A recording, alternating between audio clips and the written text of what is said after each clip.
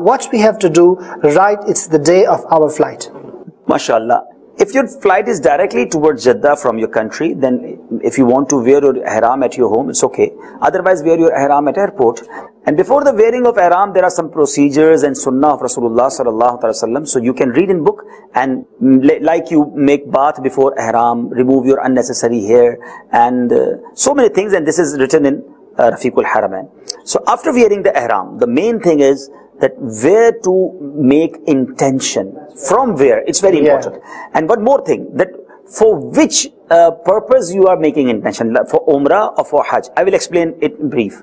But before make intention, the main thing is if you are going via another country, like if you are in London, there's a transit flight, you are going to Dubai or Oman, and then you fly towards Jeddah. So do not wear your ihram at your home, because the restrictions of ihram will be imposed at the time when you make intention.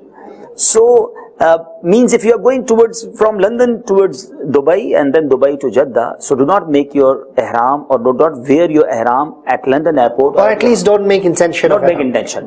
When your another flight towards Jeddah, means your last destination is Jeddah, then wear your ihram before that flight. And make your intention. No, make your intention when the aircraft will take off. Okay. And because if you make intention at the airport, and your flight becomes 12 hours late, then your restrictions are already started.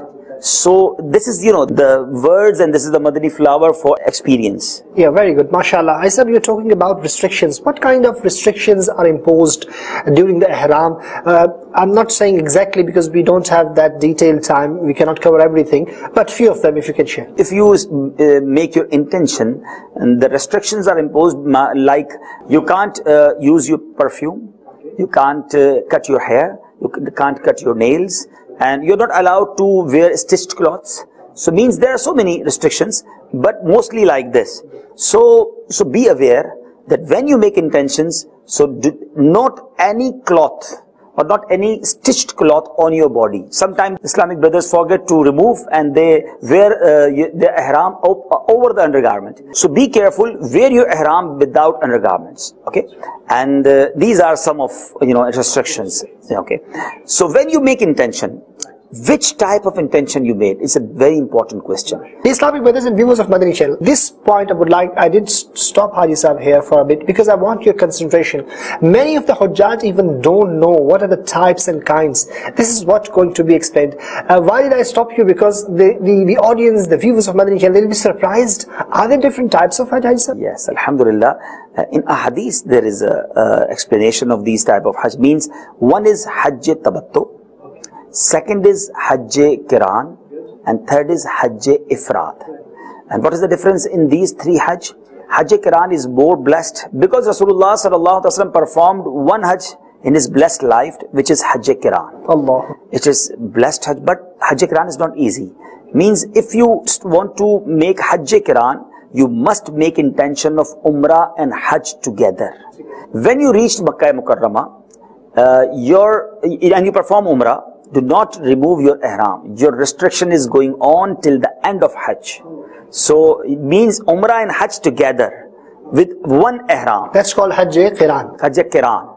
Okay. The second Hajj is Hajj Tabattu. It's easiest Hajj. Because when you reach Makkah Mukarramah, do your Umrah and remove your ihram and enjoy your life. Everything will allow. When the days of Hajj will come, then you can make again your ihram and intention of Hajj from Makkah Park, then the restrictions will be imposed. Okay. And almost majority of Hujjaj doing that type of Hajj. Okay. Tamattu. Hajj Tamattu. And the meaning of Tamattu is ease. And the third type of Hajj is Hajj Ifrad. Hajj Ifrad actually is directly Hajj. You made intention of Hajj. And when you start your ihram, make the intention of ihram, the restrictions of ihram start and it will continue till the end of Hajj. All right. So it's called Hajj Ifrad. So these are three types. So now realize and think about that which type of Hajj you want to do. So in aircraft or at airport, when you going to make intention, so be careful. If you made an intention of Hajj directly, so it will be Hajj Ifrad. So if you do the niyat of Hajj Ifrad or just Hajj, it's become Hajj Ifrad. and restrictions will be continue until the finishing your Hajj, until the day of finishing of your Hajj. It means it's very difficult. So be careful. So what you do that, make intention of Umrah first, and then do your Umrah in Makkah Mukarramah, and after that, when the Hajj days come, you will make again. MashaAllah, MashaAllah. I said, but the one who is just going very close to the days of Hajj, for example, it's maybe tomorrow the days of Hajj are starting, and we've got the flight today. So then, what type of Hajj will we be doing? There are two type of Hajj he will do easily. That one is Hajj Ifrad and another one is Hajj Qiran. Hajj Qiran is quite difficult, but it's more blessed.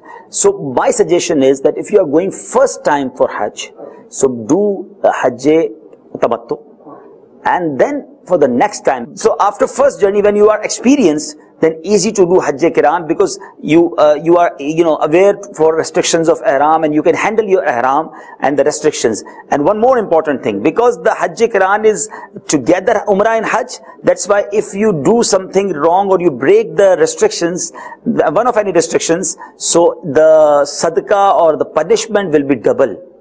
So that's why, so be careful about Hajj Qiran. Yes, it's more blessed if you are able to handle your Ihram, if you are able to obey the restrictions, then do Hajj Qiran and get more blessing. MashaAllah.